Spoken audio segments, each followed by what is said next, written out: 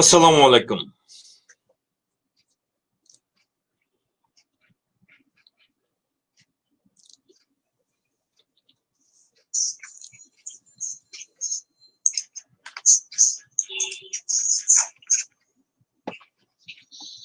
আসসালামু আলাইকুম।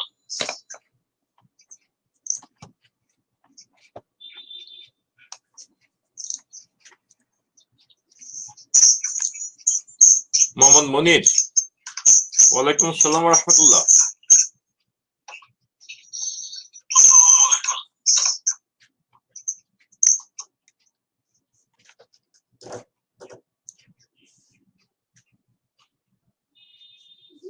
মোহাম্মদ মনির আছেন, আর কারা কারা আছেন?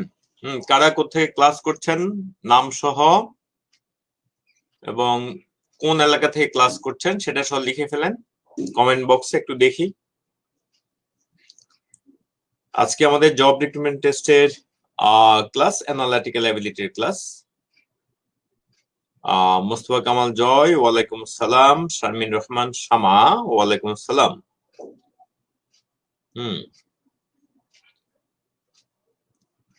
সাথী চন্দ, জি আদাব, চট্টগ্রাম না?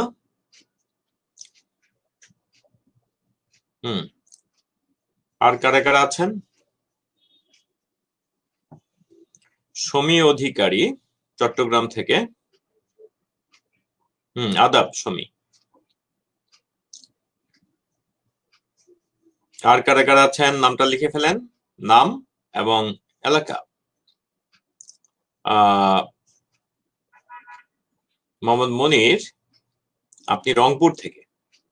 রাবেয়া সুলতানা, ওয়ালাইকুম আসসালাম। আপনি কোত্থেকে করছেন ক্লাস রাবেয়া সুলতানা? শারমিন রহমান শামা, সিলেট থেকে। রাবেয়া সুলতানা, জি আলহামদুলিল্লাহ ভালো আছি, আপনি কেমন আছেন? আমেনা বিপাশা, চাঁদপুর থেকে। ওয়ালাইকুম আসসালাম। মোস্তফা কামাল, বগুড়া থেকে। কাউসার পাশা বৃষ্টি, ওয়ালাইকুম আসসালাম, আপনি ঢাকা থেকে। তো ঠিক আছে, আমরা শুরু করলাম। তাহলে আজকে জব রিক্রুটমেন্ট টেস্ট প্রিপারেশনের ক্লাসে, অ্যানালিটিক ক্লাস, আপনাদের সবাইকে স্বাগতম। অনেকদিন পরে মনে হয় আমাদের অ্যানালিটিক ক্লাস হচ্ছে। মেহাদি ব্রাহ্মণবাড়িয়া থেকে, কাউসার আহমেদ টাঙ্গাইল থেকে। তো আমরা শুরু করলাম। তো আজকে আমাদের অ্যানালিটিক্যাল অ্যাবিলিটি ক্লাস। আমরা মনে হয় অনেকদিন পরে অ্যানালিটিক্যাল অ্যাবিলিটি ক্লাস করছি আজকে, সম্ভবত প্রায় 1 মাস তো হয়ে গেছে মনে হয়। তো আজকে আমাদের লেকচার 4। তো অ্যানালিটিক্যাল পাজলস নিয়ে আজকে আমরা আলোচনা করব। আপনাদের সাথে আছি আমি আনোয়ারুল কবির। এখানে আমার মানে পড়াশোনা এবং আমি কি কি করি, কি কি পড়াই, এটার একটা সংক্ষিপ্ত একটা লিস্ট দেওয়া আছে। তো আমরা চলে গেলাম সরাসরি, আজকে অ্যানিমেশন করিনি, আমরা সরাসরি অ্যানালিটিক্যাল পাজল, এক সেট পাজলে চলে গেলাম। এটার আমরা প্যাসেজটা উপরে দেখতে পাচ্ছি, নিচে কোশ্চেন দেখতে পাচ্ছি। তো এটার ভিত্তিতে আমরা এখন কিছু কোশ্চেন সলভ করব। সবসময় প্যাসেজটা উপরে থাকবে আর কোশ্চেন গুলো চেঞ্জ হবে। তো আসেন আমরা সবাই ট্রাই করি একত্রে। কি বললো? আমাদেরকে বললো এখানে 6 বিজনেস নেগোসিয়েটরস, মানে 6 জন বিজনেস এর বিষয়ে যারা বার্গেন করে, আলোচনা করে, এরকম 6 জন ব্যক্তি are to be seated at a round table. তাদেরকে একটা গোল টেবিল বৈঠকে বসাতে হবে to discuss a business deal.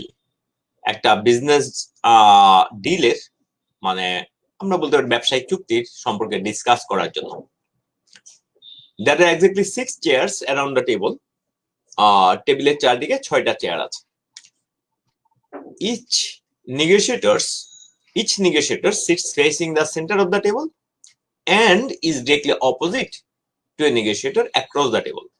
প্রত্যেক নেগোসিয়েটর কি আছেন, আমরা যদি একটা গোল টেবিল চিন্তা করি তাহলে প্রত্যেকেই কিন্তু টেবিলের কেন্দ্রের দিকে তাদের মুখ।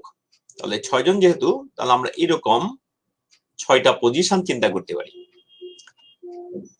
তাহলে বললো each negotiator sits facing the centre of the table, যেটাকে আমরা এখানে এই সেন্টারের দিকে মুখ করে আছেন, এবং প্রত্যেকে মানে টেবিলে একজনের বিপরীতে আরেকজন আছেন। তাহলে আমরা দেখতে পাচ্ছি এখানে এই একজন, দুইজন, তিনজন, চারজন, পাঁচজন, ছয়জন এইভাবে বলবেন। এরপরে বলা হলো the sitting arrangements is subject to the following restrictions. Seating arrangement নিচের রেস্ট্রিকশন মেনে হবে, আর নিচের রেস্ট্রিকশন গুলো আমাদেরকে মেনে কাজ করতে হবে। আচ্ছা, তার নিচের restriction, T cannot sit next to P. T P এর পাশে বসতে পারবে না। তো যে কোনো একজন মানুষের তো দুইটা পাশ থাকে, বাম পাশ ডান পাশ।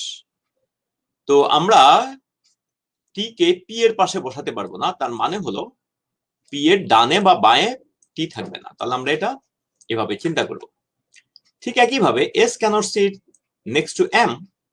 তাহলে এম এর বাম পাশ বা ডান পাশ কোনো পাশে আমরা এম কে চিন্তা করতে পারবো না, মানে এম এর ডান পাশ বা বাম পাশ কোনো পাশে আমরা এস কে চিন্তা করতে পারবো না।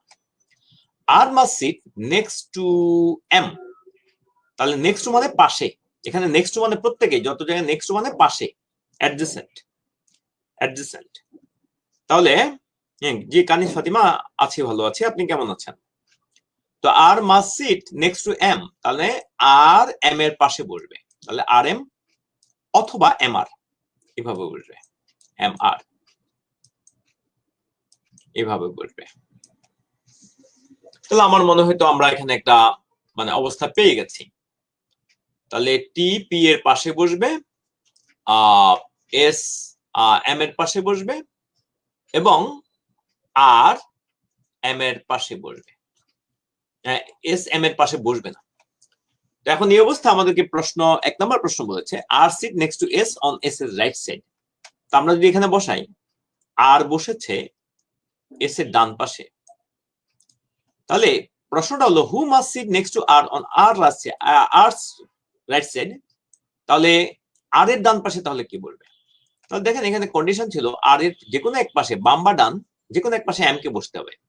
যেহেতু এস এর ডান পাশে আর বসেছে, তার মানে আর এর বাম পাশে কিন্তু ব্লক হয়ে গেছে। তাহলে আর এর পাশে তো এম বসতেই হবে, তার মানে আর এর ডান পাশে এখানে এম কে বসতে হবে। তাহলে হয়ে গেল, আমাদের অ্যান্সার হলো এম, এবং এই আমাদের অ্যান্সার। আশা করি সবাই ধরতে পেরেছেন। জটিল কোনো কিছু না। তাহলে এটা আমরা রাখলাম। জি, তাহলে ওয়ান এর অ্যান্সার হলো এম, মানে এ। গুড। পাবেল রহমান। তাহলে সবাই অ্যান্সারটা লিখে ফেলেন দেখি। তাহলে আমরা এটাতে আমরা এটা ছাড়লাম। নেক্সট আমাদের কোয়েশ্চেন নাম্বার 2 আমাদের বলেছে টি sits next to m on and s sits next to r. Which of the other negotiator must sit next to s? t m এর পাশে বসেছে, s r এর পাশে বসেছে। তাহলে বলেছে যে কোন নেগোশিয়েটর এস এর পাশে বসবে। তাহলে আমরা কন্ডিশন গুলো আবার একটু আমরা সিম্বল আকারে লিখে ফেলি আমাদের কন্ডিশন গুলো। তাহলে আমরা জানি যে টি পি এর কোনো পাশে বসতে পারবে না, টি এর পাশে পি বসবে না। S cannot sit next to M, তার মানে এস এম এর পাশে বসবে না, বাম পাশ বা ডান পাশ কোনো পাশে বসবে না। এবং আর এম এর পাশে বসবে, আর এম এর আর এর ডান পাশে এম অথবা আর এর বাম পাশে এম, অর্থাৎ আগে এম তারপরে আর, হয় আর এম না হয় এম আর, এই আকারে বসবে, যে কোনো এক পাশে তাকে বসতেই হবে। এখন আমাদের বলেছে T sit next to M on S M, আচ্ছা T sit next to M and S sit next to R. আচ্ছা আগে নিয়ে নি, অর্থাৎ টি এম এর পাশে এবং এস হলো আর এর পাশে। লক্ষ্য করি আমরা এখানে একটু সুবিধার জন্য এইভাবে আমরা করে নিলাম, না করলেও হয়। তাহলে টি যদি এম এর পাশে হয়, টি যদি এম এর পাশে, এখানে আমরা দিতে পারি, যে কোনো এক পাশে দিলেই হলো। এখন এম এর এই পাশে কিন্তু তাহলে আর বসবে, এম এর এক পাশে যদি টি বসে তাহলে আরেক পাশে আর বসবে।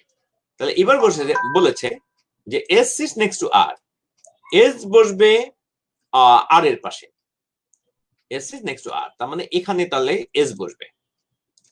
এখন বাকি জায়গা আছে কিন্তু দুইটা। এখন দেখেন এস এর পাশে কে বসবে না, এম বসবে না, সেটা কিন্তু আমাদের অলরেডি আমরা ফুলফিল করেছি। আরেকটা রেস্ট্রিকশন আছে, আর এর পাশে এম বসবে, সেটা কিন্তু আমরা বসিয়েছি। আরেকটা রেস্ট্রিকশন আছে যে পি এর পাশে টি বসবে না, তার মানে এখানে তো তাহলে পি বসবে না, তাহলে পি বসবে কোথায়? পি বসবে এখানে। আর এখানে তাহলে কে বসবে? এখানে ও বসবে। তাই প্রশ্নটা ছিল which of the other negotiators must sit next to S, S এর পাশে অন্য নেগোসিয়েটর কে বসবে, অর্থাৎ এস এর পাশে যে আর বসবে সেটা কিন্তু বলা ছিল, এটা গিভেন, এটা দেওয়া ছিল। তাহলে অন্যজন কে বসবে, তাহলে এটা নিয়ে হলো প্রশ্ন। তাহলে আমরা বলবো যে এস এর এক পাশে যেহেতু আর বসেছে, তাহলে অন্য পাশে অবশ্যই পি বসবে। তাহলে আমাদের অ্যান্সার হলো পি, অর্থাৎ অ্যান্সার হলো সি। তাহলে আশা করি সবাই আমরা ধরতে পেরেছি। গুড, তাহলে এটা আমাদের গেল। নেক্সট আমরা চলে যাই আমাদের নেক্সট কোশ্চেনে। হ্যাঁ, কারো যদি কোনো প্রশ্ন থাকে ঝটপট করে ফেলবেন। এবার আমাদের বলেছে প্রশ্নটা মানে প্যাসেজটা একই আছে, এবার কোশ্চেনটা হলো যে T sits directly across the table from O. T O এর ঠিক বিপরীত পাশে বসেছে, টেবিলে যে পাশে টি বসেছে তার মুখোমুখি বিপরীত পাশে ও বসেছে। তাহলে প্রশ্ন হলো who must sit on either side of P, P এর যে কোনো সাইডে, পি এর বোথ সাইডে আর কি, ইদার সাইড অফ পি মানে এই পাশে এবং এই পাশে, দুই সাইডে কে কে কারা কারা বসবে। আচ্ছা, তাহলে আমরা আগের মতো আমরা একটু এটাকে একটু লিখে ফেলি।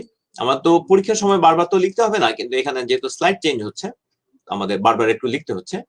তো এস এর পাশে এস এম এর পাশে বসবে না, এবং এম এর পাশে আর এর পাশে এম অথবা এম এর পাশে আর, যেভাবে বলি না কেন এইভাবে থাকতে হবে, আর এম অথবা এম আর।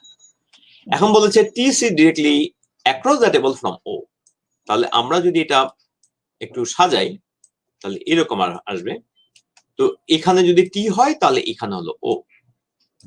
আচ্ছা, এবার এই দুজন যেহেতু পাশাপাশি যে কোনো এক জায়গায়, যেখানে দুইটা দুইটা জায়গায় খালি, তো যে কোনো এক পাশে আর এম কে দিয়ে দিলেই হলো। আপনি যেমনে দেন, এখানে এম এখানে আর, অথবা এখানে আর এখানে এম, এটাতে কোনো অসুবিধা নাই, এটা দিয়ে আমাদের আর একভাবে দিলেই হলো, কারণ এটা নিয়ে প্রশ্ন আসবে না। এখন বলেছে who must sit on either side of P. এখন পি এর ব্যাপারটা হলো পি তো টি এর পাশে বসবে না, তাহলে আগে পি এর জায়গাটা ঠিক করে আমরা, পি এখানে বসলো না, তাহলে পি বসলো কোথায়? এখানে। তাহলে আর বাকি আছে কি? আর এম বসে গেছে, টি ও বসে গেছে, পি বসে গেছে, তাহলে একমাত্র বাকি আছে এস। তাহলে এখন প্রশ্ন ছিল পি এর ইদার সাইডে কে বসবে, মানে পি এর দুই দিকে কারা কারা বসবে। তাহলে পি এর দুই পাশের মানুষগুলোর নাম উল্লেখ করতে হবে। তাহলে আমরা বলবো পি এর এক পাশে ও আর এক পাশে এস। দ্যাট মিনস আমাদের অ্যান্সার হলো O S, either side. Either side বলেছে তার দুইটা, এমও হবে না। হ্যাঁ, ভালো করে খেয়াল করেন, ভালো করে খেয়াল করেন। 3 নাম্বার কোশ্চেনে আমাদের কিন্তু বলেছে পি এর উভয় সাইডে কারা কারা বসবে। হ্যাঁ, তাহলে এটা যদি বুঝতে অসুবিধা হয় আমি আরেকবার আপনাদেরকে বোঝাচ্ছি। আমাদের এটা পি এর পাশে টি বসবে না, এটা আমরা অলরেডি জানি। পি এর পাশে টি বসবে না, এস এম এর পাশে বসবে না, এটা আমরা জানি। আর এম এর পাশে বসবে, এটা আমরা জানি। আর এম এর পাশে বসবে, এটা আমরা জানি। এখন প্রশ্ন হলো T sits directly across the table from O, মানে টি বসবে টেবিলে ও যেখানে বসেছে তার বিপরীত পাশে। তাহলে এখানে টি, এখানে ও দিলাম। এখন আমরা যেহেতু 6টা সিট, আমরা 6টা জায়গায় করে নিলাম। তাহলে আমরা জানি যে আর এম পাশাপাশি বসবে, তাহলে আর এম এর ব্যাপারে এখানে কোনো উল্লেখ নাই, কিন্তু আমরা তো প্যাসেজ থেকে জানি এরা পাশাপাশি করবে। তাহলে এখানে এম, এখানে আর, অথবা আপনি ঘুরিয়ে দিতে পারেন, যে কোনো এক পাশে আর এম কে আগে ব্যবস্থা করে দেন। প্রশ্ন কিন্তু পি সম্পর্কে বলেছে who must sit on either side of P, P এর উভয় পাশে কারা বসবে। এন্ড পি তো টি এর পাশে বসবে না, তার মানে পি এখানে বাদ হয়ে গেল। তাহলে পি কোথায় বসলো? এখানে। এখন ইদার সাইড অফ পি মানে পি এর দুই পাশের মানুষগুলোর কথা বলতে হবে। তাহলে এক পাশে ও, আরেক পাশে দেখেন সবাই বসে গেছে, একমাত্র এস বাকি, তাহলে এস এর জন্য এই সিটটা ফাঁকা আছে। আপনি এস এর নামও বলতে হবে, ও এর নামও বলতে হবে। দ্যাটস ওয়াই আমাদের অ্যান্সারে এস ও দুইটাই থাকবে, এস ও থাকবে, ও থাকবে। আশা করি সবাই ধরতে পেরেছেন, আমাদের অ্যান্সার হবে ডি। আশা করি আপনারা সবাই এটা বুঝতে পেরেছেন। তাহলে আপনারা একটু ঝটপট জবাব দিয়ে ফেলেন।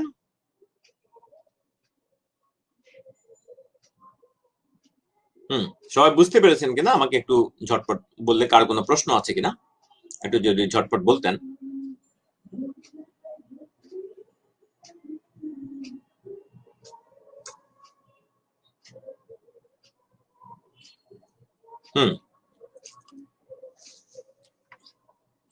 তাহলে ভেরি গুড, আমাদের অ্যান্সার তাহলে কোনটা হলো? ওএস হলো। আশা করি আমরা সবাই ধরতে পেরেছি। তাহলে এই প্রশ্নটা আমরা চেঞ্জ করলাম, আমরা চলে গেলাম পরবর্তী প্রশ্নে। এবার বলেছে আমাদের which of the following is an acceptable sequence of negotiators around the table? মানে টেবিলের চারপাশে যে নেগোশিয়েটরদের অ্যাকসেপ্টেবল সিকোয়েন্স কোনটা, গ্রহণযোগ্য সিকোয়েন্স কোনটা? আচ্ছা, তাহলে আমরা তো জানি পি টি এর পাশে বসবে না, বা টি পি এর পাশে বসবে না। আমরা জানি এম এর পাশে এস বসবে না, এবং আমরা জানি যে আর এর পাশে এম বসবে, আর এম অথবা এম আর হবে। গুড, এটা আমরা জানি। এখন প্রশ্ন হলো আমাদের যে which of the following is an acceptable sequence of negotiation around the table? টেবিলের পাশে কারা বসবে, মানে টেবিলের চারপাশে, মানে কোনটা গ্রহণযোগ্য সিকোয়েন্স আর কি। তাহলে দেখেন, আমাদের প্রথমে যে কোনো একটা নিয়ে নেন। আপনি দেখেন এখানে এম এস এর পাশে বসেছে বাদ, এম এস এর পাশে বসেছে বাদ, এম এস এর পাশে বসেছে বাদ, তাহলে এই কয়টা বাদ হয়ে গেল। এরপরে এখানে দেখেন আপনি দেখবেন পি কিন্তু টি এর পাশে হয়ে গেছে, কারণ এটা যেহেতু রাউন্ড টেবল, আপনি যদি বসিয়ে যান, যেমন এই আমরা টি কে যদি বসাই, তাহলে আপনার তো এখানে এইভাবে যদি আপনি একটু বসান, তাহলে আপনি যে কোনো জায়গা থেকে শুরু করেন, T S M R M R M O P, তাহলে পিটি পাশাপাশি হয়ে গেল, তার মানে ইউ হবে না, তাহলে এ বি সি ডি এগুলো হবে না। এটা আসলে দুইটা সমস্যা দেখবেন, এতে এম এস ও পাশাপাশি বসছে, পিটিও পাশাপাশি বসছে। বিতেও কিন্তু সেম সমস্যা, সিতে সমস্যা হলো এস এম পাশাপাশি বসেছে, আর ডিতে কোনো আমরা সমস্যা পাচ্ছি না, এবং ইতে আমাদের এখানেও পিটি পাশাপাশি, যেহেতু রাউন্ড টেবল, তার মানে এরা পাশাপাশি মিন করছে, যে ঘুরে তো আবার পাশাপাশি হয়ে যাবে। ওই সার্কুলার জিনিসটাকে এখানে লাইনে দেখেছে, স্ট্রেট লাইনে দেখেছে, এটা মাথায় রাখতে হবে। এটা মাথায় রাখলে এটার অ্যান্সার কনফিউশন তৈরি হবে। তাহলে আশা করি সবাই ধরতে পেরেছি। আমরা চলে গেলাম আমাদের এই প্যাসেজের সম্ভবত এটা লাস্ট কোয়েশ্চেন। এবার বলেছে if M sit next to P, যদি এম এস এ পি এর পাশে বসে থাকে, এম যদি পি এর পাশে বসে থাকে, তাহলে which of the following is a complete and accurate list of those who can sit next to P on P's either side? বলা হচ্ছে নিচের কোনটা পি এর উভয় পাশে যারা বসতে পারবে তাদের একটা পূর্ণাঙ্গ এবং নির্ভুল তালিকা। পি এর দুই সাইডে যারা বসতে পারবে, ইদার সাইড বলতে আসলে দুই সাইড কি বুঝায়, এই সাইড এবং এই সাইড, বাম সাইড ডান সাইড দুটাই। পি এর উভয় সাইডে যারা বসতে পারবে তাদের একটা পূর্ণাঙ্গ এবং নির্ভুল তালিকা, মানে এটা তালিকাটা হইতে হবে কমপ্লিট এন্ড একুরেট, অর্থাৎ তালিকাটা হতে হবে পূর্ণাঙ্গ তালিকা এবং নির্ভুল তালিকা। তাহলে আমরা আগের মতো, আচ্ছা এটা তো আমাদের ইতিমধ্যে মুখস্থ হয়ে যাওয়ার কথা, তাহলে আমরা এটার ওইদিকে করলাম না, আমরা একটু আমাদের আসল কাজটার দিকে মনোযোগ দিই। তো আমরা এখানে M sit next to P, আমরা এম কে পি এর পাশে বসালাম। আচ্ছা, তো এখানে তো তাহলে আমাদের আর বসে গেল। এখন এখানে তো তাহলে আমাদের বলছে পি এর পাশে যারা বসতে পারে, দেখেন মানুষ হাজার তিনজন, মানুষ হাজার কয়জন? তিনজন, তিনজনের মধ্যে কিন্তু টি বসবে না, তিনজনের মধ্যে কিন্তু টি বসবে না, তাহলে টি বাদ। তাহলে বাকি এখানে কে কে আছে? দেখেন বাকি আমাদের যেহেতু আমাদের এস এম এর ব্যাপারটা, এস তো আর এখানে অসুবিধা নাই, এম তো এদিকে বসেছে, আর এম কিন্তু পাশাপাশি বসবে, এখানে টি বসলে কিন্তু বাকি সব কন্ডিশন মানা হয়ে যাবে। তার মানে এখানে চাইলে আপনি দেখেন ও দিতে পারেন, চাইলে এস দিতে পারেন, এবং টি কে তখন আপনি এই দুই জায়গায় দিবেন, অর্থাৎ ও বা এস কে এখানে রেখে বাকি দুইজনকে আপনি এই দুই জায়গায় তাহলে বিন্যস্ত করবেন।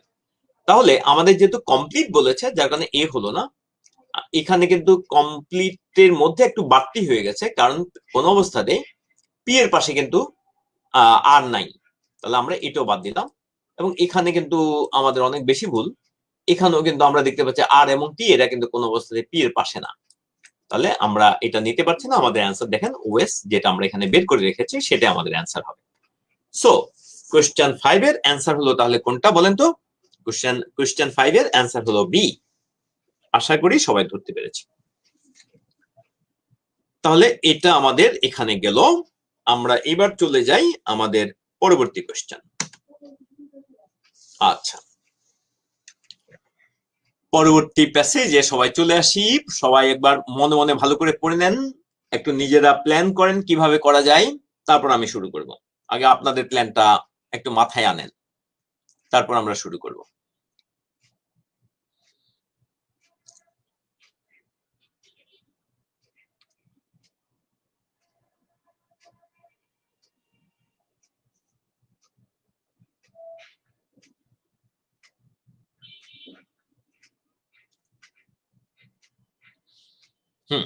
তাহলে কি বলেছে? The directors of a museum are mounting an exhibition of paintings in a space temporarily partitioned into exactly 7 rooms, R, S, T, U, X, Y, and Z. বলা হচ্ছে একটা মিউজিয়ামের ডিরেক্টরগণ একটা স্পেসে টেম্পোরারি পার্টিশন দিয়ে তারা একটা এক্সিবিশন স্থাপন করে, এক্সিবিশনের ব্যবস্থা করছেন আর কি, এক্সিবিশন সেট করছেন। আচ্ছা, তো এখানে ঠিক 7টা রুম আছে এবং 7টা রুমের লিস্ট আমরা দেখতে পাচ্ছি। 7টা রুম আছে। ইম্পর্টেন্ট একটা কথা হলো visitors reach room R by an elevator and they can enter and leave the exhibition only through room R. তার মানে ভিজিটররা এলিভেটর দিয়ে আর এ আসেন, তার মানে বোঝা গেল এটা ওই বসুন্ধরা সিটি বাই জাতীয় কোনো মানে ইয়েতে, মানে একটা হাই রাইজ বিল্ডিং এ মোটামুটি একটা ইয়েতে যেখানে এলিভেটর আছে, তো এলিভেটর দিয়ে আগে উপরে উঠবে, তারপর আর রুম দিয়ে ঢুকবে। তার মানে আর হলো একদম এন্ট্রি, মানে কি বলে ঢুকার রুমটা শুরুতেই হলো আমরা লবি বলতে পারি আর কি। তাহলে আমরা বলবো যে আর রুম দিয়ে ঢুকবে। তাহলে ঠিক আছে, আমরা আর রুমের ব্যবস্থা এখানে ঢুকার একটা চিহ্ন দিলাম, এটা অ্যারো দিলাম, অ্যারোটা ডাবল লাইন দিয়ে দিলাম, এবং এটাই হচ্ছে আমাদের রুম আর। গুড। তাহলে তারা বের হতে পারবো কিন্তু এই দিক দিয়ে, তাহলে আমরা এইদিকে আবার এক্সিট ডোরও দিয়ে দিই, অর্থাৎ ঢুকা বের হওয়া দুইটা কিন্তু এইদিকে। আচ্ছা, এরপরে বললো once inside visitors are free to move as they choose from room to room. বলা হচ্ছে একবার যদি ভিতরে ঢুকে তাহলে ভিজিটররা যেভাবে চাই সেভাবে কিন্তু এক রুম থেকে আরেক রুমে যেতে পারবে। The following list includes all of the doorways that connect the 7 rooms. বলা হচ্ছে নিচের লিস্টের মধ্যে আছে ওই 7টা ডোরওয়ে যেগুলো 7টা রুমকে কানেক্ট করেছে। আচ্ছা, বললো there is a doorway between R and S. আর এবং এস এর মাঝখানে একটা ডোরওয়ে আছে, তাহলে আমরা দিলাম আর এবং এস এর মাঝখানে মধ্যে একটা ডোরওয়ে আছে। মধ্যে একটা ডোরওয়ে আছে। এই ডোরওয়ে বিটুইন আর এন্ড টি, তাহলে আর এবং টি এর মধ্যে একটা ডোরওয়ে আছে। এরপরে বললো এই doorway between R and X, তাহলে আর এবং এক্স এর মাঝখানে একটা ডোরওয়ে আছে। এরপরে বললো there is a doorway between S and T, S T এর মধ্যে একটা ডোরওয়ে আছে। there is a doorway between X and U, X and U এর মধ্যে একটা ডোরওয়ে আছে। আচ্ছা, এদিকে দিই, X and U এর মধ্যে একটা ডোরওয়ে আছে। এরপরে বললো there is a doorway between X and Y, X and Y এর মধ্যে একটা ডোরওয়ে আছে।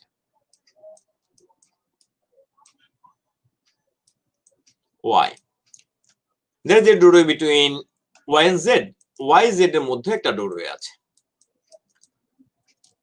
আমরা কিন্তু এখানে ডাবল রুম দিয়ে দেখেছি, এটা অ্যারোটা ভুলভাবে হয়েছে, মানে অ্যারো দেওয়ার দরকার নেই এখানে, কারণ এটা ডাবল, এটা রাস্তার মতো আর কি, আপনি যে কোনো দিকে যাওয়া আসা করতে পারবেন, এখানে কোনো ডিরেকশনের কোনো ব্যাপার নাই, কোনো ডিরেকশন ফলো করতে পারবেন না, জাস্ট রাস্তা থাকলেই হলো, ঢুকার দরজা থাকলেই হলো।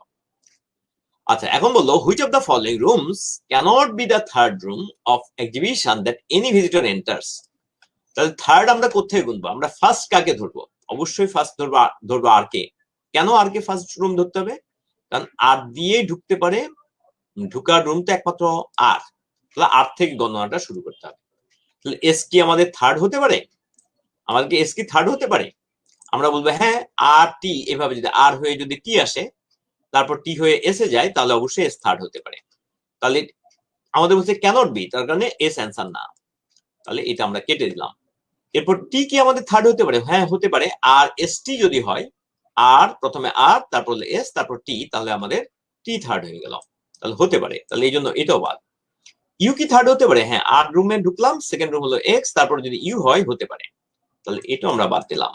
ঠিক একইভাবে ওয়াই, আর এক্স ওয়াই, আর দিয়ে শুরু, এক নম্বরে আর, তারপর এক্স, তারপর ওয়াই, তার মানে এটাও হতে পারে। আমাদের অ্যান্সার কোনটা? আমাদের অ্যান্সার হলো জেড। আশা করি সবাই ধরতে পেরেছে। ভেরি গুড, তাহলে আমরা এটা বুঝলাম। নেক্সট আমরা চলে যাচ্ছি আমাদের পরবর্তী প্রশ্নে। তো এখানে যেহেতু বারবার আঁকতে হবে, তো আঁকার ব্যাপারটা আমি মানে করব না, আমি আঁকার এখানে রেখে দেব। আচ্ছা,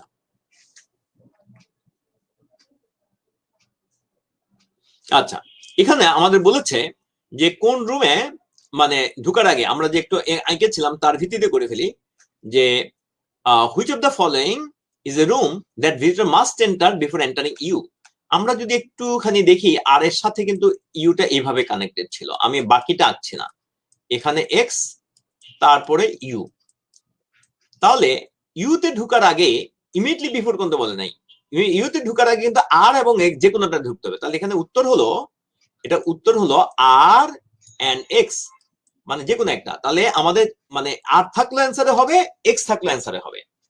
তাহলে বলেছে যে কোনটা হলো এমন একটা রুম যেখানে, যে রুমটাতে অবশ্যই ভিজিটরকে ইউ রুমে ঢোকার আগে ঢুকতে হবে।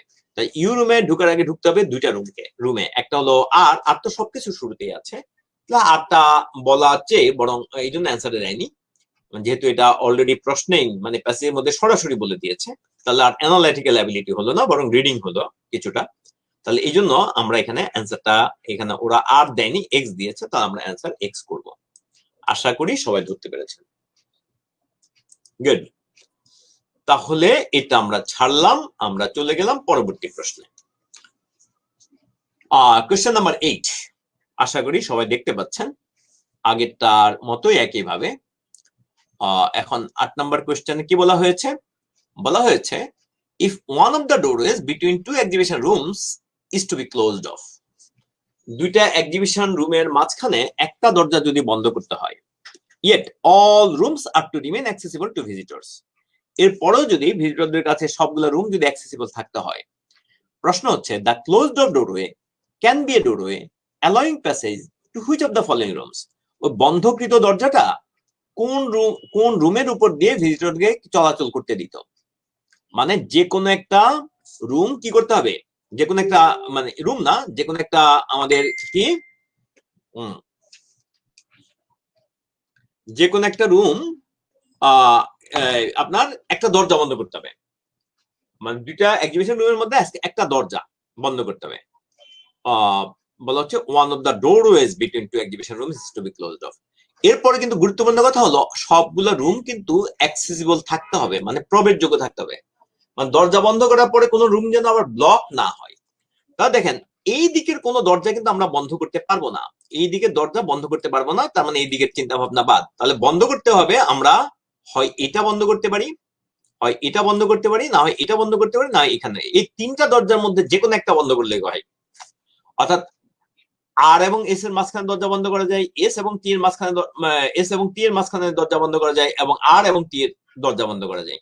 তার মানে বলা হচ্ছে কোন রুমে দরজা বন্ধ করা যায়, তাহলে অ্যান্সারে আরও আসতে পারে, এসও আসতে পারে, টিও আসতে পারে, যেটা অ্যান্সার আছে সেটাই নিবেন, এখানে একাধিক অ্যান্সার প্রশ্ন দেবে না। এক্স এর দরজা বন্ধ করতে পারবেন না, শারমিন রহমান শামা এক্স এর দরজা বন্ধ করতে পারবেন না, শিউলি হক এক্স এর দরজা যদি বন্ধ করেন এক্স এ যাবেন কেমনে, এক্স এর দরজা তিনটা, এখানে এইটা যদি বন্ধ করেন তাহলে ওয়াই জেড এ যাবেন কিভাবে, এটা যদি বন্ধ করেন তাহলে আপনি ইউতে যাবেন কিভাবে, এটা যদি বন্ধ করেন তাহলে এক্স এ বা কিভাবে যাবেন।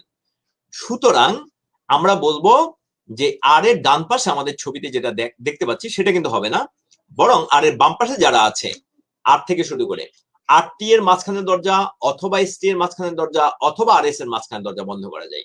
তাহলে কোন রুমের দরজা বন্ধ করা যায়, উত্তর হলো আর এর দরজা অথবা এস এর দরজা অথবা টি এর দরজা। তার মানে অ্যান্সারের মধ্যে আর এস টি যেটাই থাকুক না কেন সেটা আমাদের অ্যান্সার হওয়া উচিত। তাহলে আমরা বলবো আমাদের অ্যান্সার হবে, এখানে যেহেতু এস টি এর ব্যাপার নাই তাহলে আমাদের আর কোনো কনফিউশনের সুযোগ নাই, আমাদের অ্যান্সার হবে আর। আর এর দরজা মানেই যে এটা বন্ধ করতে হবে এটা না, এন্ট্রি ওয়েতে বন্ধ করতে হবে এটা না, এই যে দুইটা এটা অথবা এটা বন্ধ করে দিল চলবে, তাহলে যার কারণে আমাদের অ্যান্সার হবে আর। আশা করি সবাই এটা ক্লিয়ার হয়েছেন। তাহলে এটা আমরা ছাড়লাম, আমরা চলে গেলাম আমাদের পরবর্তী প্রশ্নে। আচ্ছা, এরপরে কোয়েশ্চেন নাম্বার 9। কোয়েশ্চেন নাম্বার 9 বললো the director of A museum, ওইটা তো আমরা পড়েছি, আমরা এটা কোয়েশ্চেন নাম্বার 9টাই শুধু পড়ি। কোয়েশ্চেন নাম্বার 9 বললো if a visitor to the exhibition enters no room more often than necessary.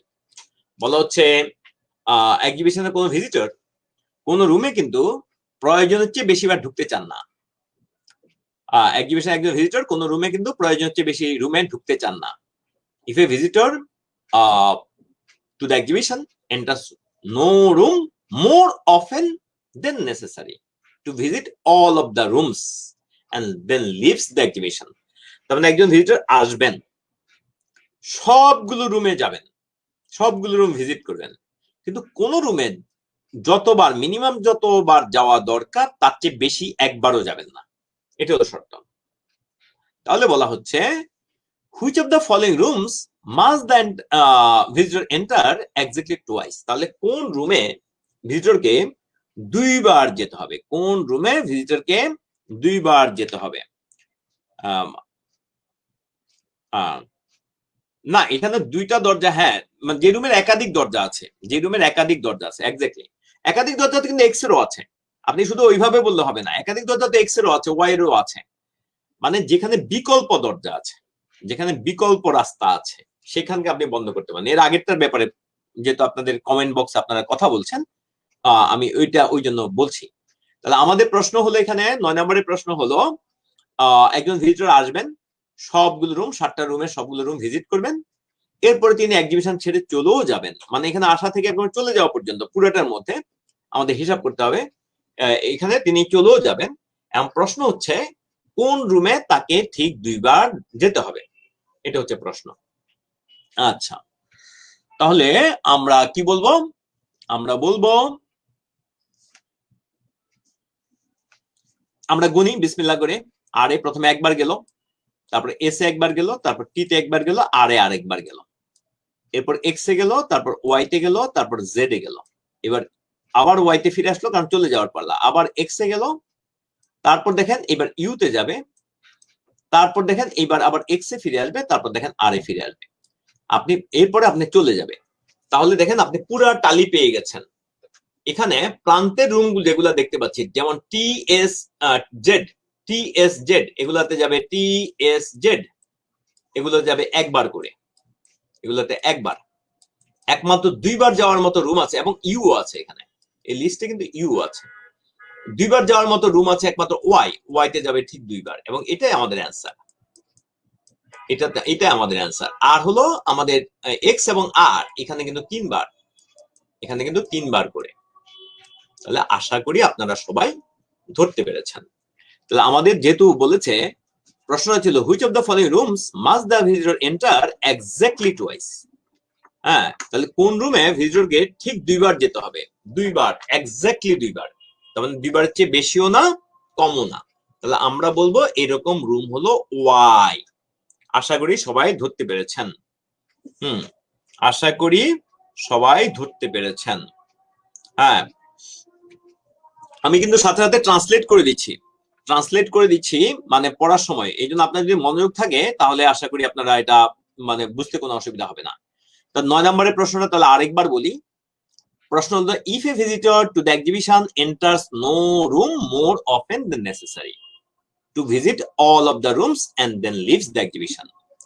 Exhibition একজন ভিজিটর কোন রুমে যতবার ঢোকা দরকার তার চেয়ে একবারও বেশি ঢুকবেন না। কিসের জন্য যতবার ঢোকা দরকার? সবগুলো রুম ভিজিট করার জন্য, যতবার একটা রুমে ঢোকা দরকার, এবং এক্সিবিশন ছেড়ে চলে যাওয়ার জন্য, মানে আসলেন, সব রুম ভিজিট করলেন, এক্সিবিশন থেকে চলেও গেলেন, ওইখানে মানে যেখানে প্রয়োজনের চেয়ে বেশিবার ঢুকবেন না। কথার কথা, আর এসে আর থেকে এসে গেলেন, তারপর আবার আর হয়ে তিনি টিতে যাবেন না, কারণ তাহলে এখানে এই আর কিন্তু এবার যাওয়ার দরকার ছিল না। আর প্রথমত ঢুকলেন আর দিয়ে, তারপর এস, তারপর টি, তারপর আবার আর এ যাবেন, এরপরে এক্স হয়ে আপনার একবার ওয়াই তে গেল, আবার এক্স আসলো, তারপর ইউ তে গেল, আবার ওয়াই তে গেল, তারপর জেড এ গেল, এভাবে ভেঙে ভেঙে যাবেন না। বরং ওই প্রথমে হয় তিনি এই দিকটা সেরে আসবেন, এক্স ওয়াই জেড, তারপর আবার ঘুরে আসবেন, তারপর ইউ আসবেন, অথবা আগে ইউ সেরে নিবেন, তারপরে এই দুটাতে যাবেন। এটাই হলো ব্যাপার। এখন এই অবস্থায় প্রশ্ন করেছে যে কোন রুমে তাদেরকে ঠিক 2বার যেতে হবে। তাহলে আমি একটুখানি যদি এটা আরেকবার যদি ব্যাখ্যা করতে চাই, তাহলে প্রথমে আর এ ঢুকলো, দেখেন আর এ ঢুকলো, এরপর আর থেকে টি বা এস, আমি প্রথমে আর থেকে ঢুকলো, আর একবার দেখালাম, এরপর টি তে আসলো মনে করেন, এখন আবার আর এ যাবে না, এখন এস এ যাবে, তারপর এস থেকে আবার আর এ গেল, তারপর এস থেকে মনে করেন এক্স এ গেল, এখন যা এদিকে যেতে পারে, আগে প্রথমে এদিক দেখিয়েছিলাম, এখন এদিক দেখায় যে এক্স থেকে তাহলে ইউ তে গেল, ইউ থেকে আবার এক্স এ আসলো, তারপর দেখেন আবার ওয়াই থেকে এক্স থেকে এবার ওয়াই তে যাবে, ওয়াই থেকে জেড এ আসবে, এখন জেড থেকে কিন্তু এখন ফিরে যাওয়ার পালা। যদিও সবগুলো রুম এখানে ভিজিট করা হয়েছে, আমাদের এখানে কিন্তু উল্লেখ ছিল and then leaves the exhibition, তার মানে এটাও আমাদের হিসাবের মধ্যে আনতে হবে। তাহলে জেড থেকে আবার ওয়াই তে, তারপর এক্স এ, তারপর আর এ। তাহলে দেখেন পরিষ্কার ট্যালি করা আছে, আপনি কোন রুমে ঠিক 2বার যেতে হবে, আপনাকে বলেছে which of the following rooms must the visitor enter exactly twice, কোন রুমে ভিজিটরকে ঠিক 2বার যেতে হবে, আমরা বলবো ওয়াই তে ঠিক 2বার যেতে হবে, তার মানে আমাদের অ্যান্সার হলো ই। আশা করি সবাই ধরতে পেরেছেন। নেক্সট আমরা এটা করে ফেলি, এটা মুছে ফেললাম, আমরা চলে গেলাম পরের কোশ্চেনে। পরের কোশ্চেন আমাদের সামনে আছে, আমরা চলে যাই কোশ্চেনে। বলেছে after stopping to rest in Z, মানে জেড এ কি করার জন্য, রেস্ট করার জন্য থামার পরে, জেড এ রেস্ট করার জন্য থামার পরে, a visitor goes from Z to T, একজন ভিজিটর কিন্তু জেড থেকে টি তে গেলেন, জেড এ তাহলে কি করলেন, প্রথমে রেস্ট নিলেন, রেস্ট করতে থামার পরে একজন ভিজিটর প্রথমে কি করলেন, জেড থেকে টি তে গেলেন। আচ্ছা, এখন বলা হচ্ছে জেডে গিয়ে থামলেন, তারপর জেড থেকে কোথায় যাবেন, টি তে যাবেন। বলা হচ্ছে অন রিচিং টি, মানে টি তে পৌঁছতে, অন রিচিং টি মানে হলো টি তে পৌঁছতে, আমাদের বলেছে on reaching T the visitor must have passed through a total of how many rooms, মানে জেড থেকে টি তে পৌঁছতে তাকে টোটাল কয়টা রুম হয়ে যেতে হবে। বলা হচ্ছে কাউন্টিং নিদার জেড নট টি, অর্থাৎ আপনি জেড আর টি গুনবেন না, তার মানে জেড থেকে টি তে যাবে, কিন্তু আপনি যে কয়টা গুনবেন এর মধ্যে জেডও থাকবে না, টিও থাকবে না, ওই মাঝখানে যে কয়টা ক্রস করেছে সে কয়টা থাকবে, সিন্স দ্য রেস্ট অফ, মানে রেস্ট অফ এর পর থেকে। তাহলে আমরা এখানে জেড, জেড আমাদের স্টার্টিং পয়েন্ট, এটা হলো এন্ডিং পয়েন্ট, আমরা খেয়াল করি, আমরা প্রথম ওয়াই তে গেলাম, তারপরে এক্স এ গেলাম, তারপর আর এ গেলাম, এবং আর এর পরে কিন্তু আমরা এস না হয়ে আমরা সরাসরি টি তে যেতে পারবো। হ্যাঁ, তাহলে আমাদের হয়ে গেল, আমাদের অ্যান্সার হলো 3। তাহলে আশা করি সবাই ধরতে পেরেছেন, আমাদের অ্যান্সার হবে 3। After stopping to rest in Z, a visitor goes from Z to T, passing through no more room than necessary. এখানে কিন্তু এই কথাটা খুব গুরুত্বপূর্ণ, যে কোন রুমে কিন্তু দরকারের চেয়ে বেশিবার কিন্তু পাস করবে না, কোন রুমে কিন্তু দরকারের চেয়ে বেশিবার পাস করবে না। কোথায় দেওয়া আছে,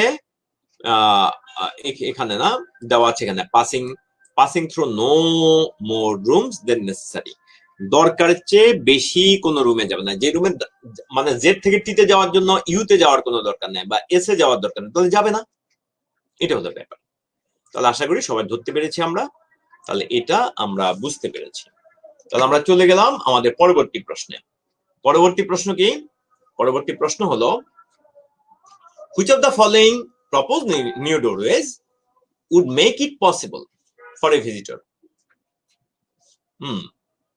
which of the following proposed new doorways would make it possible for a visitor to begin at room R and visit all the rest of the rooms arriving last at Z without having entered any of the rooms in the exhibition twice।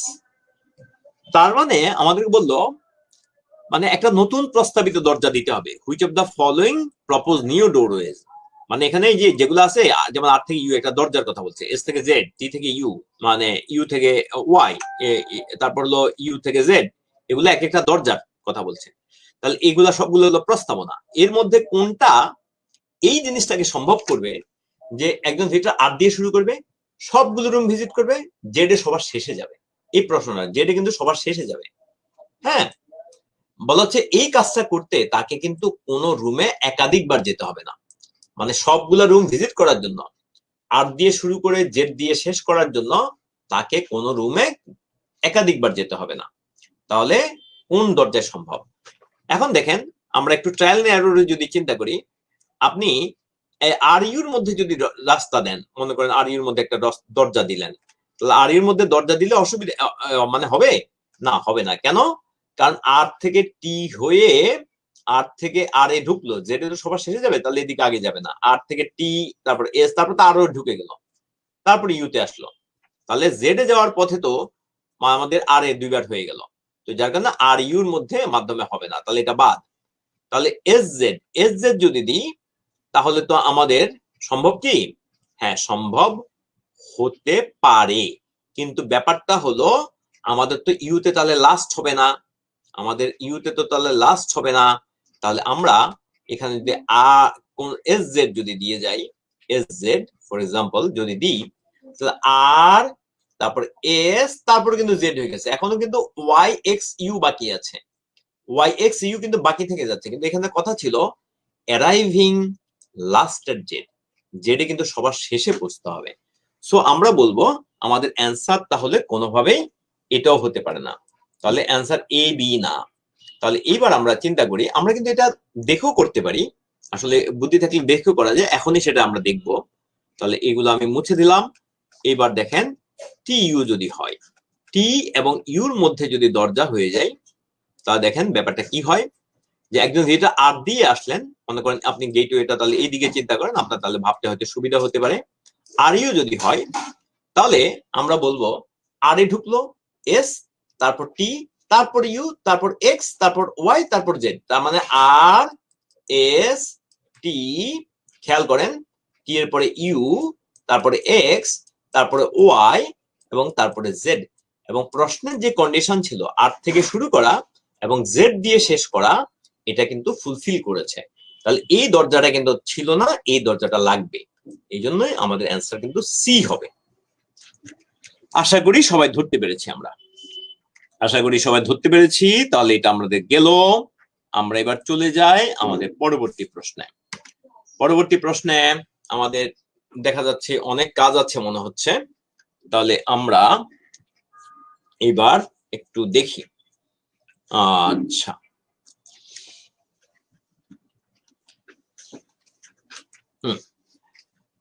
এবার বললো, আশা করি প্রশ্নটা সবাই দেখতে পাচ্ছেন। তো বললো, the consumer complaint department of a firm employ exactly 6 people who answer letters G, H, I, J, K and L. তার মানে বললো যে একটা ফার্মের কনজিউমার কমপ্লেইন ডিপার্টমেন্ট মানে বুঝছি, মানে ভোক্তাদের অভিযোগের ডিপার্টমেন্ট। বলা হচ্ছে তারা নিয়োগ করেছে, ওই ডিপার্টমেন্টটা নিয়োগ করেছে ঠিক 6 জন মানুষকে। এই 6 জন মানুষের লিস্ট আমরা এখানে পাচ্ছি, G, H, I, J, K, L. Every complaint letter received by the department is classified either red or blue. তার মানে বলা হচ্ছে যে ডিপার্টমেন্ট যত লেটার পাই, মানে কমপ্লেন্টের মানে অভিযোগের যত চিঠি পাই, সেগুলোকে হয়তো মানে কি বলে ঠিক দুইটা কালার অনুসারে ক্লাসিফাই করে, হয় এটা রেড লেটার না এটা blue letter. The following procedures for answering the letters are used. বলা হচ্ছে এই চিঠিগুলোর উত্তর দেওয়ার জন্য নিচের পদ্ধতিটা অবলম্বন করা হয়। তো যেহেতু রেড লেটার এবং ব্লু লেটার, তাহলে আমরা একটু আলাদা আলাদা করে আঁকার চেষ্টা করি। প্রথমে আমরা রেড লেটারটা এঁকে ফেলবো, আমরা প্রথমে রেড লেটারটা এঁকে ফেলবো। তাহলে red letters are given first to G, এইটার কাজ করে ফেলি। জি অর এইচ, তার মানে রেড লেটারটা দেওয়া হয় জি এর কাছে অথবা এইচ এর কাছে, ফার্স্ট এদেরকে দেওয়া হয়। রেড লেটার প্রথমে দেওয়া হয় হয় জি এর কাছে না হয় এইচ এর কাছে। তাহলে বুঝবে কেমন এটা ফার্স্ট, তাহলে একটু ডাবল অ্যারো দিয়ে দিলাম, হ্যাঁ একটু ডাবল লাইন দিয়ে তারপর অ্যারো দিলাম। আচ্ছা, তাহলে এটা কাজটা হইলো। ব্লু লেটার নিয়ে আপাতত কাজ না করি, ব্লু লেটারটা পরে আসছি। If a letter raises a problem that cannot be resolved by a person to whom it is given, আমি যেহেতু আলাদা কালার, আমার কাছে আলাদা কালার আছে, তো আলাদা কালার দিয়ে ব্লু আঁকবো আর কি, এই জন্য। It must be forwarded until it reaches someone who can resolve the problem and answer the letter. বলছে একটা চিঠি যদি এমন একটা প্রবলেম উত্থাপন করে, if a letter raises a problem, একটা চিঠি যদি এমন একটা প্রবলেম উত্থাপন করে that cannot be resolve by the person who to whom it is given. তাহলে চিঠিটা যার কাছে দেওয়া হলো, এই ইট মানে কিন্তু এখানে লেটার, তাহলে এই চিঠিটা যার কাছে দেওয়া হলো তিনি কিন্তু এই আপনার সমস্যাটা সমাধান করতে পারেন না। তাহলে এরপরে বলা হলো it must be forwarded until it reaches someone who can resolve the problem. বলা হচ্ছে এটা অবশ্যই এইভাবে ফরওয়ার্ড করতে হবে এমন একজনের কাছে যিনি প্রবলেমটা সমাধান করতে পারেন এন্ড অ্যান্সার দ্য লেটার, এবং চিঠির উত্তর দিতে পারেন। বলছে a letter must be forwarded as follows. তাহলে লেটার অবশ্যই নিচের ভাবে ফলো করতে হবে। তাহলে G to by G to I, তাহলে ফরওয়ার্ডেড বাই জি মানে জি দেবে, এটা প্যাসিভে দিয়েছে আর কি, টু আই এই লেটার মাস্ট বি ফরওয়ার্ডেড। তাহলে আপনি দেখতে পারেন যে কোনো একটা চিঠি ফরওয়ার্ড করা হয়, সাবজেক্ট হলো কিন্তু লেটার, তার মানে যে ফরওয়ার্ড করে তাকে কিন্তু দেওয়া হয়েছে প্যাসিভে। তাহলে জি থেকে আইতে যাবে, তাহলে আমরা বুঝছি জি থেকে আইতে যাবে। যদি লাল হয় তাহলে আমরা এটা দাগ দিলাম, এটা লালের জন্য, লালের জন্য জি থেকে আইতে যাবে। তাহলে এটা ডাবল দাগ এরর দরকার নেই, আমরা জি থেকে আইতে নিলাম। এখানে আমি এই জিনিসটা একটু মুছে দিই।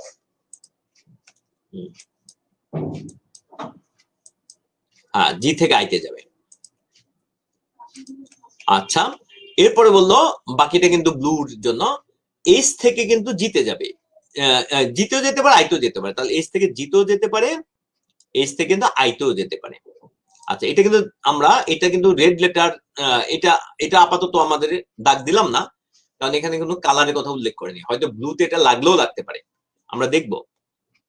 By I to J if the letter is red, I থেকে চলে যাবে যেতে যদি চিঠিটা হয় রেড, তাহলে আই থেকে যেতে, তাহলে যেতে যাবে যদি চিঠিটা হয় red.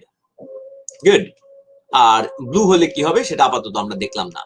By J to either I or K whether the letter is red or blue, blue red যেটাই হোক না কেন, ব্লু রেড যেটাই হোক না কেন, ওই আই থেকে জে থেকে হয় আইতে যাবে না হয় কেতে যাবে, তার মানে জে থেকে আইতে যাবে অথবা কেতে যাবে।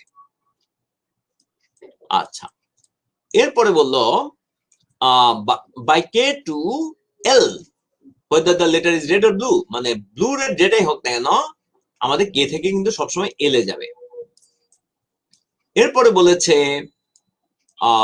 এল always answers every letter given to him, L কে যত চিঠি দেওয়া হয় তার কোনো, সে এক্সপার্ট, যেহেতু সবার শেষে আছে, এক্সপার্ট তো সবার শেষে থাকবে, আগে তার মানে অ্যাপ্রেন্টিসরা বা যাদের এক্সপার্টিস কম তারা আগে থাকবে। তো তার জন্য এদের জন্য ওনাকে যদি কঠিন সমস্যার সমাধান করে তাহলে ওকে যে কোনো সমস্যা দিলে হবে না, মানে তাহলে তার সমস্যা জমে যাবে, তা কিন্তু একদম ডিফিকাল্ট গুলো, তার স্যালারিও নিশ্চয়ই বেশি হবে ইত্যাদি আর কি। তো যাই হোক, তাহলে এই হলো আমাদের মোটামুটি রেড লেটারের ফ্লো। এবার আমরা ইংটা একটু চেঞ্জ করি, ইংটা চেঞ্জ করে আমরা এবার চলে যাচ্ছি আমাদের পরবর্তী ইয়েতে, ব্লু লেটারের কথাটা আমরা বলি। হচ্ছে blue letter are given first to any one of the following, G, J or I. তাহলে এটা আমরা এখানে আঁকার চেষ্টা করি। ব্লু লেটার হবে জি এর কাছে যাবে, অথবা জে এর কাছে যাবে, অথবা আই এর কাছে যাবে। তাহলে এই কয়টা আমরা এখানে লিখে নিলাম, হয় জি এর কাছে না হয় জে এর কাছে, এটা জে, এটা জে, যেটা বেশি মোটা হয়েছে সেটা জে, এবং এটা হলো আই। আচ্ছা, তাহলে এখানে ডাবল অ্যারো দিয়ে আমরা বুঝাইলাম এটা থেকে শুরু, হ্যাঁ এটা দিয়ে দিলে ভালো। এরপরে বলা হলো এখানে কিন্তু আর লেটার যাওয়ার কোনো পথ নাই, বাই জি টু আই, এটা হলো রেড লেটার ক্ষেত্রে, বাট টু জে মানে টু জে মানে কার দ্বারা, তাহলে জি থেকে J, if the letter is blue, G থেকে যাবে যেতে যদি চিটা হয় ব্লু, তার মানে জি থেকে এখানে চলে যাবে, জি থেকে যেতে যাবে। আমি এখানে ভালো করে যে একটা দাগ আছে এটা খেয়াল করবো আমরা, তাহলে জি থেকে যেতে যাবে যদি চিটা হয় ব্লু। এখানে কিন্তু এইচ এর ব্যাপার নাই, সুতরাং এটা কিন্তু এটা লাগছে না এখানে। এরপরে by I to J if the letter is red, but to K, তার মানে কার থেকে, আই থেকে কেতে যাবে যদি চিঠিটা হয় ব্লু, তাহলে আই থেকে কেতে যাবে যদি চিঠিটা হয় ব্লু। আচ্ছা, তাহলে আমরা এটা রাখলাম। এরপরে হলো by J to either I or K where the letter is red or blue, তার মানে চিঠিটা রেড ব্লু যেটাই হোক না কেন আমাদের বলেছে I to J I to K, এটা আমরা দিয়েছি। আচ্ছা, তো চিঠি লাল বা নীল যেটাই হোক না কেন জে থেকে আইতেও যেতে পারে কেতেও যেতে পারে, জে থেকে আইতেও যেতে পারে কেতেও যেতে পারে, মানে জে থেকে আই তাহলে এখানে একটা লিঙ্ক হলো, এবং জে থেকে কে এখানে একটা লিঙ্ক হয়ে গেল। তাহলে আমরা এটাও করে ফেললাম, এটাও আমরা করে ফেলেছি। আচ্ছা, এরপরে আমাদের আছে by K to a red or blue, তার মানে আমাদের কে থেকে এল এ যাবে। তাহলে আমরা কিন্তু দুইটা চিত্র পূর্ণাঙ্গ রূপে করতে পেরেছি। এখন বলা হচ্ছে any of the following can be true except what, নিচে যে কোনোটাই সত্য হতে পারে কোনটা ছাড়া। G forwarded a red letter to I, G I এর কাছে রেড লেটার ফরওয়ার্ড করবে, হ্যাঁ কথা সত্য, জি তো আই এর কাছে এই যে রেড লেটার ফরওয়ার্ড করছে। তাহলে আমরা এটাকে নিতে পারি না, কারণ আমাদের বলছে কোনটা ছাড়া সত্য, এক্সেপ্ট হুইচ, মানে প্রত্যেকটাই সত্য, যে কোনোটাই সত্য কোনটা ছাড়া, এক্সেপ্ট মনে করেন এ অথবা বি, এভাবে নিতে হবে, A B C D E, এর মধ্যে কিন্তু আমাদের যে কোনো একটা হবে আর বাকিটা কাটা যাবে। তাহলে এ কাটা গেল। তাহলে বিতে আছে H forwarded a letter to G, H forwarded a red letter to G, তাই নাকি? এইচ তো জি এর কাছে কি করে, হ্যাঁ করে তো, এই যে এইচ জি এর কাছে রেড লেটার ফরওয়ার্ড করে, এই যে এই অংশ দেখতে পাচ্ছি আমরা। তার মানে আমাদের বিও কিন্তু অ্যান্সার হওয়ার সুযোগ নাই, তাহলে এটাও অ্যান্সার না। তাহলে এরপরে দেখি আমরা H forwards a letter A red letter to I, H কিন্তু আই এর কাছে একটা রেড লেটার ফরওয়ার্ড করে, দেখি আমরা এইচ আই এর কাছে রেড লেটার, হ্যাঁ তো রেড লেটার এই যে এইচ আই এর কাছে দেয়, হ্যাঁ কথা ঠিক। তাহলে এটাও আমাদের অ্যান্সার না, আমাদের তো জিজ্ঞেস করেছে কোনটা ছাড়া বাকি সব সত্য। আই ফরওয়ার্ডস দিলে ভালো হইতো a red letter to K, I red letter K এর কাছে না, তো আই তো হলো এখানে, কে তো হলো এখানে, তাহলে কেমনে সে ফরওয়ার্ড করলো, আই তো জের কাছে করে, তার মানে এটাই হলো আমাদের অ্যান্সার, আমাদের অ্যান্সার হলো ডি। বাকিটা দেখে নি একটু, যেহেতু এতগুলো দেখে, যে forwards A red letter to I, যে আই এর কাছে একটা রেড লেটার ফরওয়ার্ড করে, হ্যাঁ এই যে থেকে আই এর কাছে ঘুরে একটা রেড লেটার আসে, তাহলে আমরা বলবো আমাদের এটার অ্যান্সার ইও হবে না, তাহলে আমাদের এ বি বাদ, সি বাদ, ই বাদ, তাহলে আমাদের অ্যান্সার হলো ডি, আমরা ডি অ্যান্সার করেছি। তাহলে আমাদের বলেছে যে নিচের যে কোনোটা ছাড়া, নিচের একটা ছাড়া বাকি চারটা যে কোনোটা সত্য, তা আমরা বলবো কোনটা ছাড়া, এটা আমাদের ছিল প্রশ্ন, আমরা ডি ছাড়া বাকি চারটা প্রত্যেকটা সত্য। তাহলে আশা করি আমরা ধরতে পেরেছি। তাহলে এটা আমাদের গেল। এখন আমরা চলে গেলাম পরের কোশ্চেনে। পরের কোশ্চেন বলেছে আমাদের প্রশ্ন, প্যাসেজ এবং ছবি সব আগের মতো আছে, আমরা এখন শুধু কি করব, আমরা এখন শুধু কোশ্চেন গুলো সলভ করব। তাহলে এখন আমাদের হলো question solution. A blue letter could reach via L, a blue letter could reach L via which of the following sequences of people? Blue letter, তার মানে আমাদের এই প্রশ্নের দিকে মনোযোগ দিতে হবে। তাহলে এটা ইংটা একটু চেঞ্জ করে নিচ্ছি। তাহলে ব্লু লেটার আমাদের কাছে যাবে কোন সিকোয়েন্স অনুসারে? তাহলে আমাদের ব্লু লেটার দেখেন তো, জি এইচ কে মানে এল এর আগ পর্যন্ত যাচ্ছে আর কি, এল এর আগ পর্যন্ত আমাদের G H K, blue letter কি এইচ আছে? না, ব্লুতে কোনো এইচ নাই, তার মানে এই অ্যান্সার হবে না। জি আই জে, জি এর সাথে কি আই কানেক্টেড? জি এর সাথে আই কানেক্টেড না, জি এর সাথে আই কানেক্টেড না, তাহলে এটাও বাদ। জি জে কে, হ্যাঁ হতে পারে, জি জে কে, ইয়েস হয়ে গেছে, তারপরে এল এর কাছে যাবে, তার মানে আমাদের সি হলো অ্যান্সার। বাকিগুলো দেখেন, আই এইচ কে, এখানে তো এইচ নাই, মানে ব্লু লেটারে কোনো এইচ এর ব্যাপার নাই, এইচ ব্লু লেটার লিস্টে নাই। এরপরে আই জি জে, আই এর পরে জি, আই থেকে জিতে যাওয়ার কোনো পথ নাই, তার মানে এগুলা হচ্ছে না।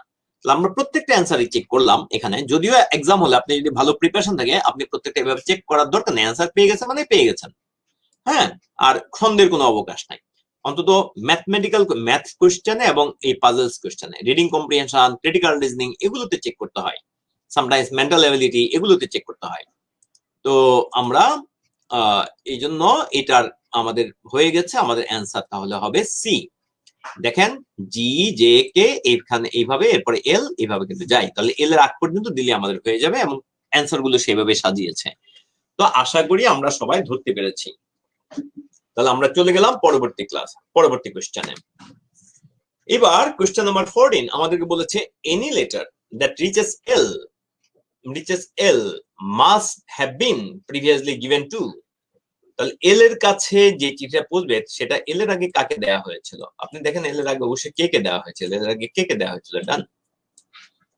যে কোনো লেটার এল এর আগে অবশ্যই কে কে দেওয়া হয়েছিল, তার মানে এটাতে আমাদের আর কোনো জটিলতা নাই, এটা সরাসরি আমরা অ্যান্সার পেয়ে গেছি।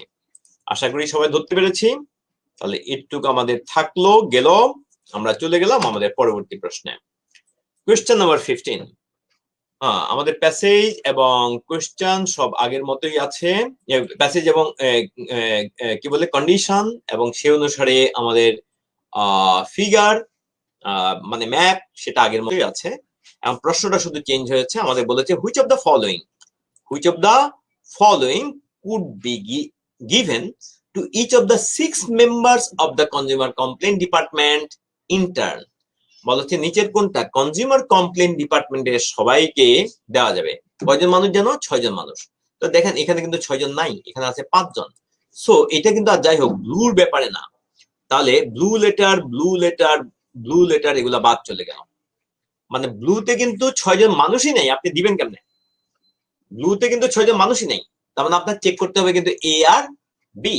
এতে বললো a red letter that is first given to H এর কাছে যদি দিই, হ্যাঁ কথা তো ঠিক, এইচ থেকে কিন্তু আমাদের মানে এটা আমাদের বলেছে মাস্ট বলে নাই, আমাদের বলেছে could be given. So could বির অ্যান্সার হিসাবে কিন্তু আমাদের হয়ে যায় কুড বি গিভেন বলেছে, কারণ এইচ থেকে জিতে গেল, তারপর আইতে গেল, তারপর যেতে গেল, তারপর কেতে, তারপর এলে। তার মানে সবাই কিন্তু দেওয়ার সুযোগ আছে। এখানে একটা অ্যারোটা কিন্তু ডিরেকশন সাপোর্ট করে। তাহলে আমাদের অ্যান্সার এই হবে।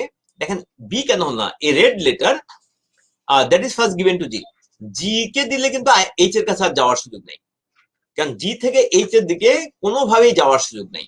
তো যার কারণে আমাদের বি হলো না, আমাদের অ্যান্সার হবে এ। আশা করি আমরা সবাই ধরতে পেরেছি। আচ্ছা, দেন আমরা চলে গেলাম আমাদের পরবর্তী প্রশ্নে। ছবি প্রশ্ন আগের মতো বলা হচ্ছে any letter that reaches L must have been given to a minimum of how many members of the consumer complaint department before reaching L?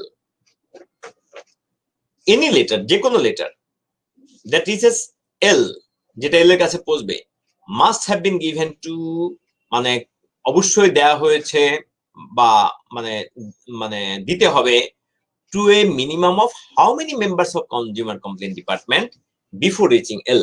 L এর কাছে পৌঁছার আগে মিনিমাম কয়জনকে দিতে হবে? এল এর কাছে পৌঁছার আগে মিনিমাম কয়জনকে দিতে হবে? তাহলে মিনিমামের প্রশ্ন যখন আসে তখন কিন্তু এই ছবি আর আমরা চিন্তা করবো না, কারণ এখানে কিন্তু বড়, কারণ এই ছবিটা ছোট। তাহলে দেখেন এল এর কাছে পৌঁছতে গেলে আমরা যদি জে বা এল কে যদি আই কে যদি কল্পনা করি, তাহলে এল এর কাছে পৌঁছার আগে আমাদের হয় জে কে এল, এবং এল এর কাছে পৌঁছার আগ পর্যন্ত তার মানে আমাদের এল কার চিন্তা করা দরকার, তাহলে 2 জন, অথবা আই কে এল তারপর 2 জন, তারপরে 2 জন। এখন আপনারা বলবেন কেন জি হয়ে গেলে তার বেশি বা এইখানে আসলে বেশি? আমার তো মিনিমামটা চেয়েছে ভাই, আমার চেয়েছে মিনিমাম কয়জনের কাছে দিলে এল এর কাছে, মিনিমাম কয়জনের হাত হয়ে এল এ পৌঁছতে পারে, মিনিমাম কয়জন হয়ে? আমরা বলবো মিনিমাম 2 জন হয়ে, 1 জন হয়ে হয় না, কারণ এল এর আগে মিনিমাম 2 জন মানুষ লাগবে। 1 জন হলে কেমনে হবে বলেন? তাহলে সাথীচন্দ্র 1 জনে কিন্তু হয় না। তাহলে একজন, সে একজনকে এল এর কাছে পৌঁছতে গেলে একদম শুরু থেকে হিসাব করতে হবে। এনি লেটার দ্যাট রিচেস এল, যে কোনো চিঠি যেটা এল এর কাছে পৌঁছে, must have been given to a minimum of how many members of consumer complaint department before reaching L. এল এর কাছে পৌঁছার আগে কনজিউমার কমপ্লেইন ডিপার্টমেন্টের কয়জনের কাছে অবশ্যই পৌঁছতে হবে। তাহলে আমাদের অ্যান্সার আমরা এখানে দেখতে পাচ্ছি। আমরা প্রথমে এই ফিগারে যাব না, কেন যাব না? এটা লম্বা ফিগার, এটা শর্ট ফিগার। তাহলে এটা যখন আমরা চেক করতে গেলাম তখন দেখলাম জি না, যখন আমরা আই অথবা জে এর কথা চিন্তা করি তাহলে হয় জে কে এল অথবা আই কে এল, এভাবে। তাহলে এল এর কাছে পৌঁছার আগ পর্যন্ত যেহেতু জিজ্ঞেস করেছে, তাহলে আমরা দেখতে পাচ্ছি 2 জনেই হয়ে যায়। সো আমাদের অ্যান্সার হওয়া হচ্ছে বি। গুড, আশা করি আমরা এটা সবাই ধরে ফেলেছি। তাহলে এরপরে আমরা চলে গেলাম আমাদের নেক্সট কোশ্চেনে। বলা হচ্ছে if a member of consumer complaint department is given a letter that he or she have previously given to some other member of the department, then the person who is given the letter a second time would be, বলা হচ্ছে যদি consumer complain ডিপার্টমেন্টের একজনকে একটা চিঠি দেওয়া হয় যেটা তিনি নিজেই আগে আরেকজনকে দিয়েছিলেন, অর্থাৎ আমি একজনকে দিয়েছিলাম আবার আমার কাছে ফিরে আসছে, মানে ফিরে আসার ব্যাপারটা তলে আছে। আমি দিয়েছিলাম আবার আমার কাছে ফিরে আসছে। আবার পড়ি, if a member of the consumer complaint department is given a letter that he or she, that মানে ওই লেটারটা হি or she মানে হিসি, মানে যেহেতু আমরা এখানে এমপ্লয়িরা তো এখানে পুরুষ মহিলা যে কোনোটাই হতে পারে, that he or she had previously given to some other member of the department, যিনি ওই ডিপার্টমেন্টের আগে অন্য কাউকে দিয়েছিলেন। The person who is given the letter A second time could be, যে এখানে সেকেন্ড টাইম যিনি পেতে পারেন তিনি হচ্ছে কে হতে পারে। এটা কিন্তু এই ছবিতে পাওয়া যাবে না। কেন? এই ছবিতে ফিরে আসার কোনো লক্ষণ নেই। এখানে দেখেন একমাত্র ফিরে আসার লক্ষণ আছে। আই থেকে যেতে যাবে, আবার জে থেকে আইতে আসার সুযোগ আছে। তার মানে আমাদের অ্যান্সার জে আই এর মধ্যে যে কোনো একটা হলেই আমাদের চলবে। আই অথবা জে, যে কোনোটা যদি অ্যান্সারে পাই সেটাই সাধারণত অ্যান্সার হিসেবে নিয়ে নেব। সো আমরা জে পেয়েছি, সি পেয়েছি, আমাদের এনাফ। আমাদের অ্যান্সার হলো, এই প্রশ্নের অ্যান্সার হলো আমাদের সি। হ্যাঁ, তাহলে আশা করি আমরা সবাই ধরতে পেরেছি। গুড, আলহামদুলিল্লাহ। আমরা সামনে যাচ্ছি। নেক্সট কোশ্চেন, না এটাই আজকে আমাদের ক্লাসের শেষ প্রশ্ন ছিল। আপনারা আশা করি ক্লাসটা সবার ভালো লেগেছে। তাহলে এটা প্র্যাকটিস করবেন, বারবার দেখবেন, বারবার নিজে করবেন। হ্যাঁ, আসলে ক্লাস করার চেয়ে ক্লাস তো করবেন, আপনি তো একটা হিন্টস পেয়ে গেলেন, এখন নিজে নিজে প্র্যাকটিস করবেন, মেমোরি থেকে না, মেমোরি থেকে না, নিজে চিন্তা করে নিজের পদ্ধতিতে করবেন। তখন দেখবেন আপনার এগুলোতে ধীরে ধীরে আপনার স্কিল ডেভেলপ হয়ে গেছে। তাহলে ঠিক আছে, আজকে এই পর্যন্ত। ভালো থাকেন, সুস্থ থাকেন, নিয়মিত পড়াশোনা করেন, একে অপরকে হেল্প করি, আসেন, আসুন মায়া ছড়াই। এবং সর্বশেষ কথা হলো, এই করোনাতে আমরা একটু এখনো কোভিডকে একটু ভয় পাওয়া দরকার, মানে আমরা নিজেরা একটু সংযমের সাথে চলাফেরা করা দরকার, মাস্ক পরা দরকার। সো এগুলোতে যেন আমরা অবহেলা না করি। ঠিক আছে, থ্যাংক ইউ সো মাচ। ভালো থাকেন, সুস্থ থাকেন, আল্লাহ হাফেজ, আসসালামু আলাইকুম।